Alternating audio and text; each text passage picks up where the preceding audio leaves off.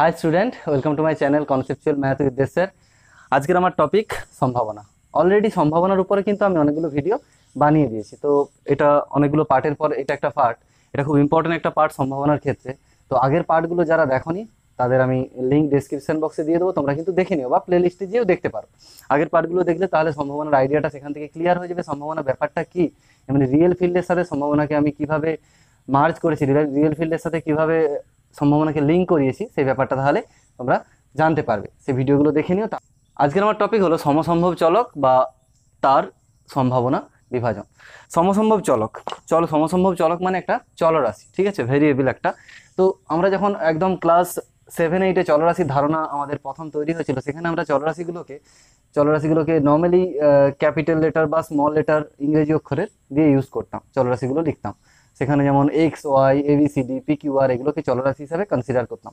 এখানেও তাহলে যদি আমাদের সমসম্ভব চলক বলা হয় বা র্যান্ডম ভেরিয়েবল বলা হয়, ওটাকেও একটা চলরাশি দিয়ে কনসিডার করতে হবে আমাদের। নর্মালি এক্স ওয়াই জেড এই চলরাশিগুলোকে আমরা র্যান্ডম ভেরিয়েবল হিসাবে এখানে চুজ করি। তো এবার র্যান্ডম ভেরিয়েবল ব্যাপারটা কি, এটা সম্ভাবনার ক্ষেত্রে আমরা কিভাবে নিয়ে আসবো, কিভাবে লিঙ্ক করাবো, তার জন্য আমি একটা প্রবলেম তুলে দিয়েছি। প্রবলেমটাতে আছে 3টি মুদ্রাকে নিক্ষেপ করা হয়েছে, বা এই প্রবলেমটা এইভাবেও থাকতে পারে, একটা মুদ্রাকে 3বার নিক্ষেপ করা হয়েছে। এটা আমি অলরেডি প্রবাবিলিটিতে আলোচনা করেছিলাম যে একটা মুদ্রাকে 3বার নিক্ষেপ করাও যা, যে ব্যাপারটা আসবে 3টে মুদ্রাকে একবার নিক্ষেপ করাও তা। তার মানে এখানে একটা পয়সাকে, 3টে পয়সাকে একবার ছুঁড়ে দেওয়া হয়েছে। তো সেখানে আমাদের একটা নমুনা দেশ আসবে। আমরা জানি সেখানে H H H H H টি এইভাবে 8টা নমুনা বিন্দু থাকবে, এরকম একটা নমুনা দেশ আসবে। তো এবার বলেছে এখানে কোয়েশ্চেনটা হচ্ছে হেড পড়ার সংখ্যার সম্ভাবনা বিভাজন আমাদের ক্যালকুলেট করতে হবে। তাহলে সম্ভাবনা বিভাজন প্রথমে জানতে হবে সম্ভাবনা বিভাজন কার হয়। প্রথমে বলে দিই সম্ভাবনা বিভাজন কার হয় না, এটা সম্ভাবনা বিভাজনটা হয় একটা চলরাশির, কোন একটা চলরাশি। চলরাশিটা কি এখানে এই সমসম্ভব চলরাশি, র্যান্ডম ভেরিয়েবল যেটা আমি উপরে লিখে রেখেছি, র্যান্ডম ভেরিয়েবলের কিন্তু সম্ভাবনা বিভাজন হয়। তো এই অঙ্কটার ক্ষেত্রে আমার কি বলেছে, হেড পড়ার সংখ্যার সম্ভাবনা বিভাজন। তাহলে হেড পড়ার সংখ্যাটাকেই আমাদের এখানে এই অঙ্কটায় যে টোটাল যে অঙ্কটা তুলেছি আমি, এই অঙ্কটায় সব থেকে ইম্পর্টেন্ট বিষয় হচ্ছে এটা হেড পড়ার সংখ্যাটা, এই জন্য আমি অন্য কালারে এটাকে লিখেছি। তো এটা হচ্ছে হেড পড়ার সংখ্যার সম্ভাবনা বিভাজন এখানে ক্যালকুলেট করতে বলেছে। তার মানে আমি আবার বলেছি যে সম্ভাবনা বিভাজন কার হয়, কোনো একটা চলরাশির হয়। তো চলরাশিটাকে নর্মালি আমরা এক্স ওয়াই জেড এইভাবে ধরি বলেছি। তো এখানে চেয়েছে সম্ভাবনা বিভাজনটা হেড পড়ার সংখ্যা। তার মানে এখান থেকে একটা বিষয় ক্লিয়ার যে হেড পড়ার সংখ্যাটাই আমার চলরাশি হিসাবে কনসিডার করতে হবে। তো এই টাইপের আরও প্রবলেম আছে। ধরো এই প্রবলেমটা আমি শুধুমাত্র এইটুকু লিখে শেষ করেছি যে হেড পড়ার সংখ্যার সম্ভাবনা বিভাজন, বা এই কোশ্চেনটা আরও এক্সটেন্ড করা এইভাবে থাকতে পারে, হেড পড়ার সংখ্যার গড়, বা এভাবে থাকতে পারে হেড পড়ার সংখ্যার ভেদমান, হেড পড়ার সংখ্যার সমক পার্থক্য। এভাবে কিন্তু অনেকগুলো টাইপের প্রবলেম হতে পারে। সব জায়গাতে কিন্তু মাস্ট যেটা বারবার আসবে সেটা হচ্ছে হেড পড়ার সংখ্যা। একটা বিষয় বারবার আসছে, এই বিষয়টা বারবার একটা অঙ্ক করতে গেলে কাজে লাগছে। যেমন আমাদের চলরাশির ক্ষেত্রে কি করেছিলাম আমরা, একটা বিষয় যদি বারবার আসে, বারবার আমাদের কাজে লাগে, সেটাকে জাস্ট এক্স হিসাবে কনসিডার করে নিলাম। যেমন এখানে যদি আমরা এই হেড পড়ার সংখ্যাটাকে এক্স হিসাবে কনসিডার করে নিই, এই হেড পড়ার সংখ্যাটাকে ক্যাপিটাল এক্স ধরে নিই, তার মানে কোথাও যদি এক্স থাকে আমরা কি বুঝবো, এই হেড পড়ার সংখ্যা এই ভাষাটা কিন্তু রয়েছে। অত বড় আমরা লিখছি না, সেটা শর্টকাটে এক্স দিয়ে লিখে দিলাম। তাহলে এখানে বললাম কি চলরাশিটাকে এক্স বা ওয়াই হিসাবে কনসিডার বা জেড হিসাবে মোটামুটি কনসিডার করা হয়। তোমরা যে অঙ্কগুলো আছে অনুশীলনীতে দেখবে এক্স ওয়াই জেডের মধ্যেই কনসিডার করেছে। তার আমরা ধরে নিচ্ছি হেড পড়ার সংখ্যা, আমি কি বলেছিলাম এটাই সব থেকে গুরুত্বপূর্ণ কথা এই অঙ্কটার ক্ষেত্রে, সেই জন্য এটাকে কোটেশন দিয়ে রেখে দিলাম। হেড পড়ার সংখ্যা এক্স সমসম্ভব চলক দ্বারা প্রকাশিত হয়। তার মানে এবার থেকে কি করব, আমরা পুরো অঙ্কটাতে আমরা এই বড় এই ভাষাটার পুরো ভাষাটা লেখার দরকার নেই, তার পরিবর্তে আমরা এক্স লিখলেই চলবে। ঠিক আছে, এবার এখানে কি বলা আছে, হেড পড়ার সংখ্যার সম্ভাবনা বিভাজন, অর্থাৎ সম্ভাবনা বিভাজন মিন সম্ভাবনাকে কয়েকটা পার্টে ভেঙে দেবো। মানে কি আমরা জানি, নর্মালি আমরা জানি যে সম্ভাবনার টোটাল ভ্যালু কত হয়, 1 হয়, সম্ভাবনার মান 1 হয় টোটাল যদি যোগ করা হয়, যেটাকে সার্বিক ঘটনা বলা হয় বা সম্পূর্ণ ঘটনা বলা হয়, সেক্ষেত্রে সম্ভাবনার মানটা 1 হয়। এবার সম্ভাবনা বিভাজন মানে কি, ওই সম্ভাবনাকে অনেকগুলো পার্টে পার্টে ভেঙে দেওয়া হবে। আমি যখন এটা সলভ করব এখন বুঝতে পারবে ব্যাপারটা কি হচ্ছে। তো প্রথমে বলি, এখানে বলেছে 3টি মুদ্রাকে নিক্ষেপ করা হলো। 3টি মুদ্রাকে নিক্ষেপ করলে নমুনা দেশ যেটা হয় সেটা আমরা লিখে নেব। নমুনা দেশ কোনটা হয়? এস এর মধ্যে H H H H H T H T H H T T, 8টে হবে মোট। T H H T H T T T H লাস্টেরটা টি টি টি। এবার এখানটা ব্যাপারটা বোঝো। এখানে আমাদের সম্ভাবনা বিভাজন মানে, এই সম্ভাবনা বিভাজন বলেছে, সম্ভাবনা বিভাজন মানে হচ্ছে একটা ছক আমাদের তৈরি করতে হবে। প্রতিটা অঙ্কের ক্ষেত্রে কিন্তু সেম একটা ছক তৈরি করতে হবে আমাদের এখানে। তো ছকটা কেমন হবে, ছকটাতে কে থাকবে সেটা বলছি।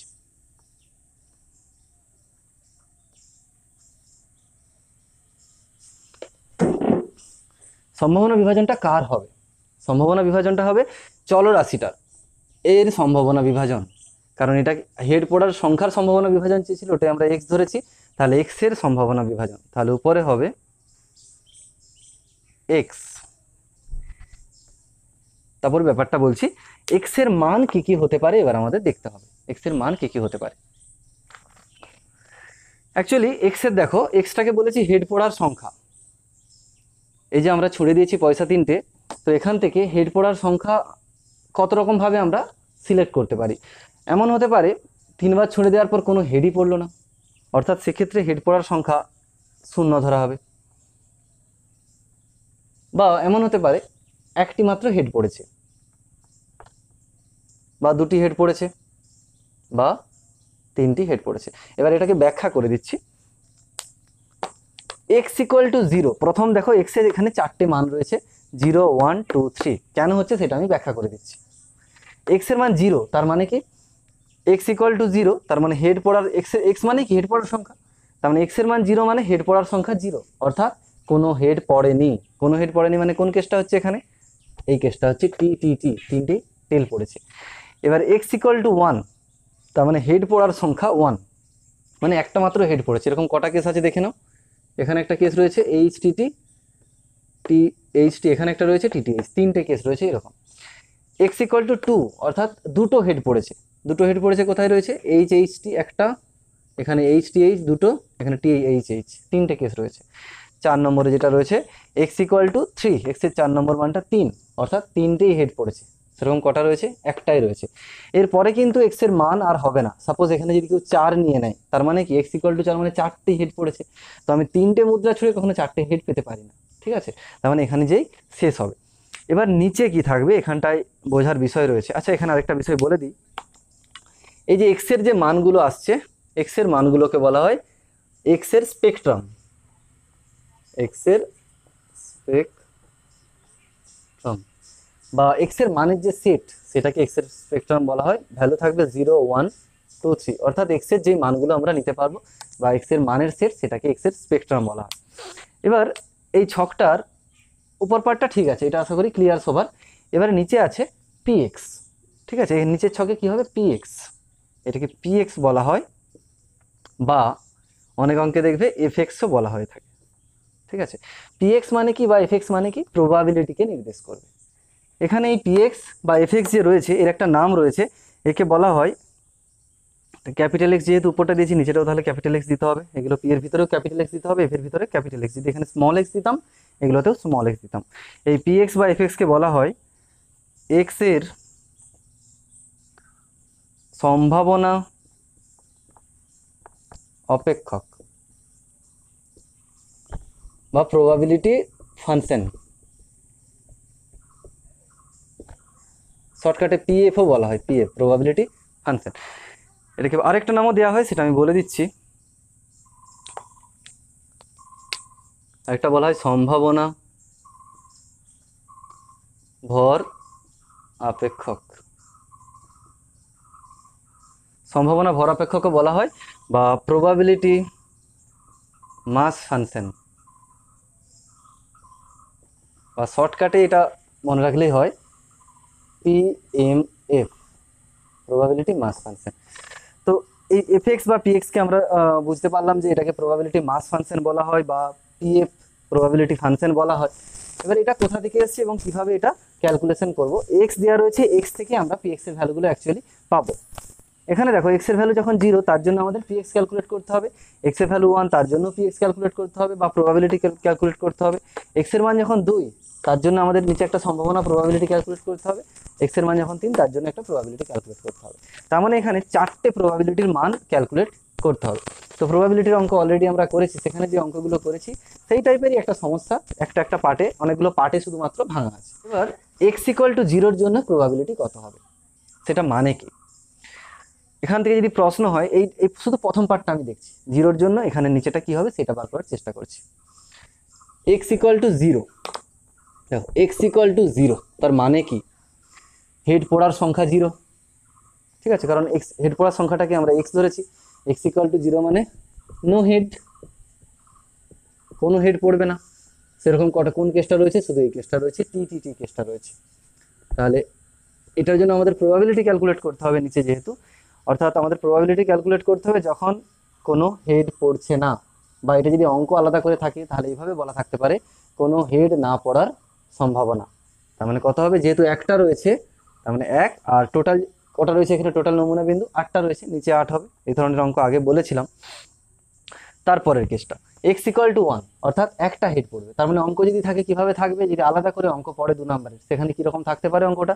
যে একটা পয়সাকে মুদ্রাকে 3বার ছোঁড়া হলো বা 3টে মুদ্রাকে একবার ছোঁড়া হলো, তাহলে একবার হেড পড়ার সম্ভাবনা কত? একবার হেড পড়া, দেখো এখানে কটা কেস রয়েছে এরকম, এখানে একটা রয়েছে, এখানে একটা রয়েছে, এখানে একটা রয়েছে, 3টে কেস রয়েছে এরকম, তাহলে প্রবাবিলিটি হবে 3/8। সিমিলারলি দুবার হেড পড়ার, দেখো এটা একটা রয়েছে, এটা একটা রয়েছে, এটা একটা রয়েছে, এটাও 3/8। আর এক্স ইকুয়াল টু 3 মানে 3বারই হেড পড়ার সম্ভাবনা, তার মানে এই কেসটা শুধুমাত্র রয়েছে এখানে একটা 1/8 তাহলে হচ্ছে, ঠিক। এবার দেখো এক্স এর এখানে স্পেকট্রাম বললাম কি 4টে স্পেকট্রাম ভ্যালু রয়েছে এক্স এর, 0 1 2 3, এক্স সেটের মধ্যে 4টে ভ্যালু রয়েছে। এই ভ্যালুগুলোকে নর্মালি চলরাশি রাখারও অনেক সময় লেখা হয়, এটা স্মল x1, এটা স্মল x2, এটা x3, এটা x4, এইভাবে অনেক সময় লেখা হয়। এবং তার জন্য যে প্রবাবিলিটিগুলো আসছে এগুলোকে small p1, p2, p3, p4 এইভাবেও লেখা হয়। এই যে বিভাজন ছকটা হলো আমাদের, এই যে ছকটা আমরা তৈরি করেছি বিভাজন ছক বলা হয় এটাকে। এই বিভাজন ছকটা কার অ্যাকচুয়ালি? এটা হচ্ছে এক্স এর বিভাজন ছক, এক্স এর বিভাজন ছক। এক্স মানে কি? হেড পড়ার সংখ্যা। তার মানে বিভাজন ছকটা হচ্ছে হেড পড়ার সংখ্যার বিভাজন ছক। এবার এখান থেকে দুটো বেসিক প্রপার্টি আছে, যে প্রপার্টি দুটো কিন্তু খুব ইম্পর্টেন্ট, অনেক অঙ্ক রয়েছে এই প্রপার্টিগুলো সাহায্যে করতে হয়, বা শর্ট কোশ্চেন বা জয়েন্ট এন্ট্রান্স লেভেলেও কিন্তু এই ধরনের প্রশ্ন কিন্তু আসে এখানে। এবার যে প্রপার্টিগুলো বলবো তোমরা কিন্তু দেখতে থাকো, স্কিপ না করে। তো যে দুটো প্রপার্টি এখানে রয়েছে এই বিভাজন ছক থেকে আমরা বলতে পারি, সেটা হচ্ছে তোমরা করে দেখো সামেশন এফএক্স বা সামেশন পিএক্স। সামেশন পিএক্স মানে কি? অর্থাৎ পিএক্স এর যে টেবিলটা রয়েছে, যে রোটা রয়েছে, তার ভ্যালুগুলোর যোগফল। সামেশন মানে আমরা জানি যোগ করতে হবে। তার ভ্যালুগুলো এখানে কি কি রয়েছে? p1 p2 p3 p4, p1 plus p2 plus p3 plus p4, এটা লিখতেও পারি বা একসাথে আমরা সরাসরি ভ্যালুগুলো বসিয়েও দিতে পারতাম। দেখো এদের রেজাল্টটা কি হয়, 1/8 প্লাস 3/8 প্লাস 3/8 প্লাস 1/8।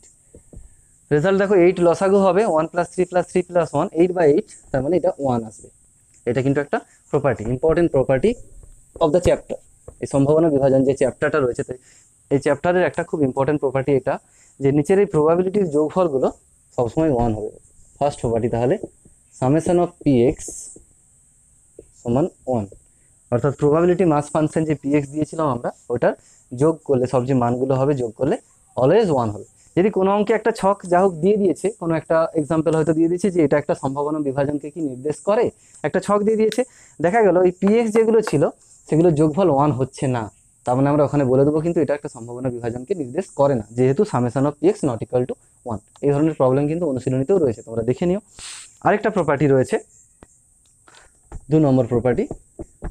এগুলো কি? এগুলো সব কিন্তু এক একটা প্রবাবিলিটি। আমি যখন এই টেবিলটা তৈরি করেছিলাম তখনই বলেছিলাম যে এগুলো সব প্রবাবিলিটির মান। কিভাবে ক্যালকুলেট করেছি আমি সেগুলোও বলে দিলাম, যে এক একটা প্রবাবিলিটির অঙ্ক হবে, প্রতিটার মান ক্যালকুলেট করতে যে বললাম। তো প্রবাবিলিটির মান আমরা জানি কখনো নেগেটিভ হতে পারে না। তার মানে অল এই পিআই এর যে ভ্যালুগুলো p1 p2 p3 p4, all small pi greater than equal to 0। 0 প্রবাবিলিটির মান আমরা নেগেটিভ হয় না জানি, সেই জন্য 0 বা তার থেকে অবশ্যই বড় হবে, যেখানে i এর মানটা কত 1 2 3 4। i ইকুয়াল টু 1 বসালে p1, p1টা greater than equal to 0, i equal to 2 বসালে p2, p2টাও greater than equal to 0, similarly p3 p4 greater than equal to 0। এই দুটো প্রপার্টি কিন্তু খুব ইম্পর্টেন্ট প্রপার্টি, এই বিভাজন ছক থেকে আমরা যে দুটো পাই এগুলো কিন্তু খুব ভালো করে তোমরা রেডি করে নিও।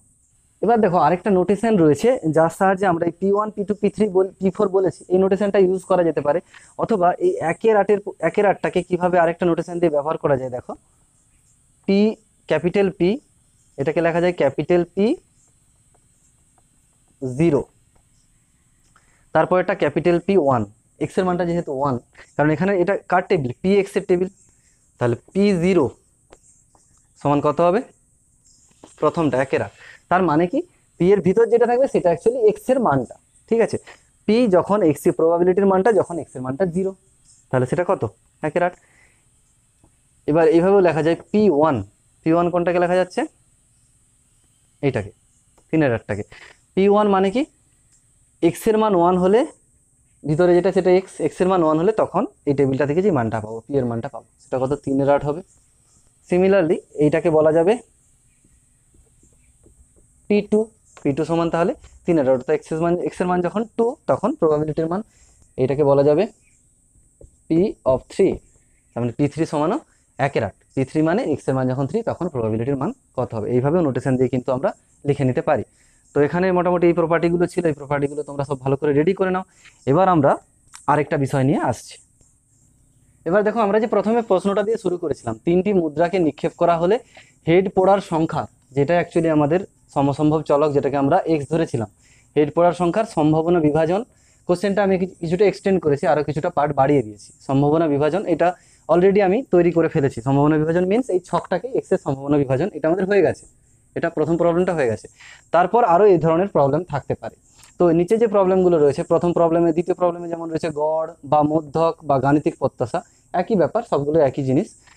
তৃতীয় কোশ্চেন রয়েছে ভেদমান, সমক পার্থক্য, এগুলো ক্যালকুলেট করতে দিতে পারে, এগুলো x এর, কিন্তু x এর গড়, x এর ভেদমান, x এর সমক পার্থক্য। এবার ব্যাপারটা হচ্ছে তাহলে প্রথমে আমাদের কি করতে হবে, অনেক সময় কি হয় অঙ্কে এই ছকটা দেওয়াই থাকে, প্রথমে প্রোভাইড করা থাকে, কিন্তু যদি না প্রোভাইড করা থাকে সেক্ষেত্রে আমাদের প্রথমে বিভাজনটা করে নিতে হবে, তারপর আমরা গড়, ভেদমান এবং সমক পার্থক্য ক্যালকুলেট করতে পারবো। এদের জন্য প্রত্যেকটার জন্য এক একটা সূত্র রয়েছে, সেই সূত্রগুলো নিয়ে এবার আমি আলোচনা করছি, সূত্রগুলো ব্যাখ্যা করে দিচ্ছি এবং তার সাথে এই অঙ্কটার পার্টিকুলারলি এই অঙ্কটার সলভ করে দিচ্ছি, ঠিক আছে। তো প্রথম গড়,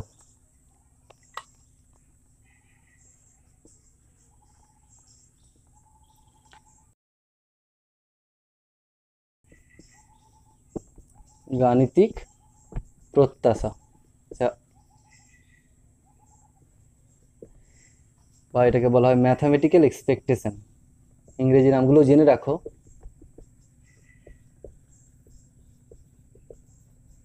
ম্যাথামেটিক্যাল এক্সপেকটেশন, আর এটা মিন বলা হয়, এভারেজ বলা হয়।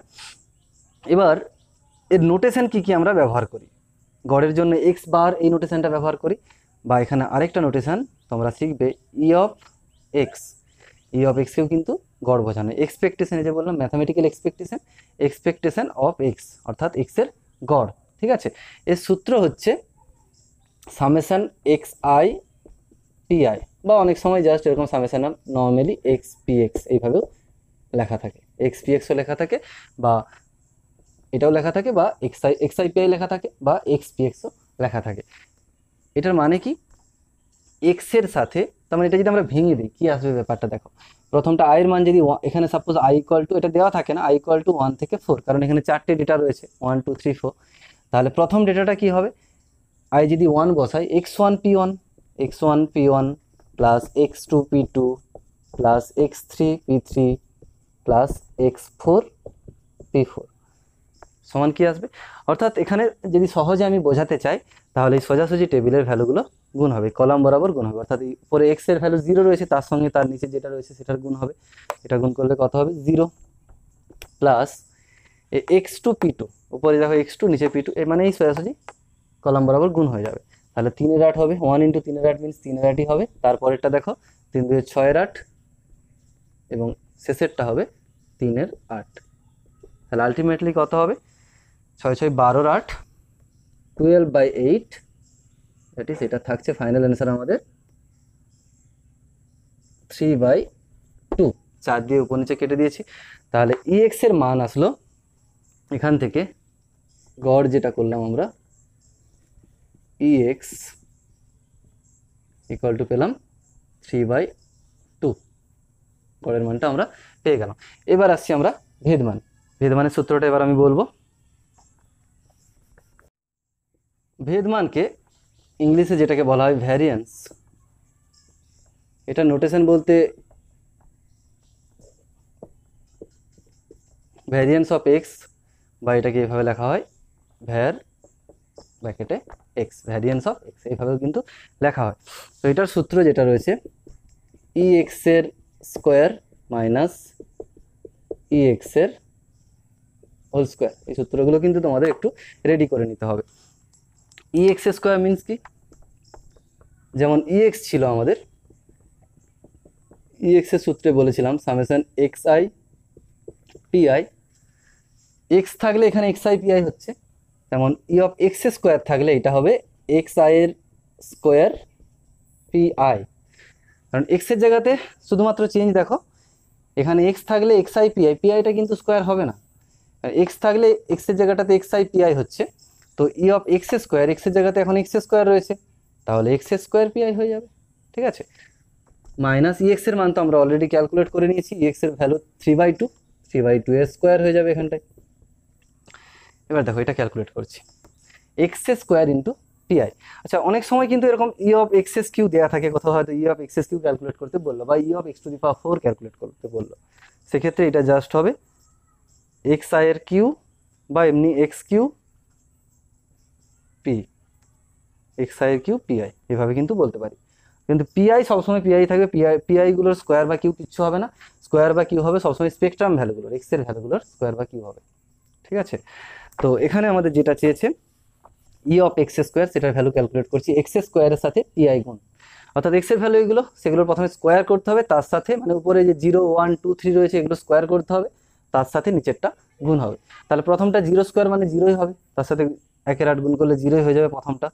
দ্বিতীয়টা 1 এর স্কোয়ার করতে হবে, মানে x2 স্কোয়ার হবে হিসাব মতো, 1 স্কোয়ার মানে 1ই হবে, 1 ইন্টু নিচেরটা গুণ হবে 3/8, তাহলে 3/8ই থাকছে, প্লাস এটা x এর ভ্যালু এখন 2, এখানে সূত্র আছে xi স্কোয়ার, অর্থাৎ 2 স্কোয়ার হবে, 2 স্কোয়ার মানে 4 হবে, এই 4 এর সাথে এই নিচেরটার গুণ হবে, তাহলে 3 4 12/8, একদম শেষেরটা এটার স্কোয়ার হবে, x স্কোয়ার হবে, x স্কোয়ার মানে 3 থেকে 9, এখানটা হবে 9/8 মাইনাস এটার ভ্যালু, এটা জাস্ট আমরা ক্যালকুলেশন এতক্ষণ যেটা করলাম সেটা করলাম, এইটার ভ্যালু ক্যালকুলেট করলাম।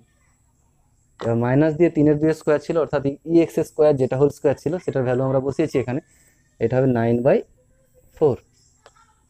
এবার যদি প্রথমে 3টে ক্যালকুলেট করা হয়, দেখো 8 লসাগু হবে এই 3টে থেকে, এই 3টে, 3 8 12 8 9 8, তাহলে 12 3 15, 15 9 24/8 হবে, তার মানে 3 হবে, এই 3টে ক্যালকুলেশন করলে 3 হয়ে যাবে, মাইনাস 9/4।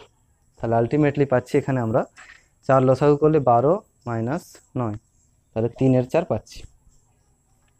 তাহলে আমাদের ভেদ মানের কত ভ্যালু পেলাম, তাহলে আমরা এখান থেকে পেয়ে গেলাম, তাহলে এখান থেকে আমরা পেলাম ভেদ মান variance of x equal to 3/4, এই ভ্যালুটা পেলাম। তার মানে EX গড়ের মান পেয়েছিলাম 3 এর 2, ভেদ মানের মান পেলাম 3 এর 4। এবার আমরা আসছি আমাদের শেষের টপিক সমক পার্থক্যে। এবার আসছি আমাদের একদম শেষের টপিক নিয়ে, সমক পার্থক্য, অর্থাৎ বিভাজন ছক থেকে আমরা সমক পার্থক্যর মান কিভাবে ক্যালকুলেট করব। সমক পার্থক্য,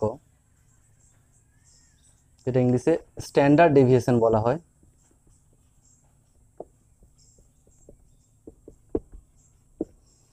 বা SD, শর্টকাটে SDও বলা হয়। এটাতে যে নোটেশনটা ইউজ করা হয় সেটা হচ্ছে sigma, sigma equal to root of ভেদমান, রুট অফ ভেদমান, ভেদমানের রুট করলেই হয়ে যাবে, ভেদমানের মান 3 এর 4 ছিল, তাহলে under root of 3/4 equal to root 3/2। তাহলে এখান থেকে আমরা যেগুলো আমাদের প্রথমত এখানে 4টে কোশ্চেন সম্ভাবনা বিভাজনটা করেছি এখানে, তারপরে গড়ের মানটা ক্যালকুলেট করেছি 3/2, তারপর আসছে আমাদের ভেদমান, ভেদমান ক্যালকুলেট করেছি 3/4, এবং সর্বশেষে যেটা সমক পার্থক্য বা স্ট্যান্ডার্ড ডেভিয়েশন সেটা √3/2। এই চারটে টাইপের প্রবলেম কিন্তু তোমাদের অঙ্ক যে চ্যাপ্টারটা রয়েছে সম্ভাবনা বিভাজন, সমসম্ভব চলক এবং তার সম্ভাবনা বিভাজন যে অধ্যায়টা রয়েছে, সেখানে কিন্তু বেসিক্যালি এই চারটে টাইপের সমস্যাই রয়েছে। ঠিক আছে, আমি একটার অঙ্কের মধ্যেই সব সমস্যাগুলো তোমাদের সলভ করে দিয়েছি। এবার তোমাদের আশা করি বেসিক আইডিয়াটা তৈরি হয়ে গেছে। এবার তোমরা চেষ্টা করবে যে কোনো অঙ্ক কিন্তু তোমরা নিজেরাই সমাধান করে দিতে পারবে। তো দেখতে থাকো আমার ভিডিও, এবং কেমন লাগছে অবশ্যই তোমরা কমেন্টে জানাবে। এবং যারা এখনো পর্যন্ত আমার চ্যানেল সাবস্ক্রাইব করনি বা নতুন দেখছো, তারা কিন্তু ভিডিও চ্যানেলে যে দেখতে পারো। ক্লাস একাদশ এবং দ্বাদশ শ্রেণীর প্রচুর অঙ্ক রয়েছে, তার সাথে ক্লাস 10-এরও অঙ্ক রয়েছে, বা যেই মেন যেই অ্যাডভান্সেরও কিছু অঙ্ক আমি সলভ করে দিয়েছি। তো আজকের মতো এটুকুই। Thank you for watching.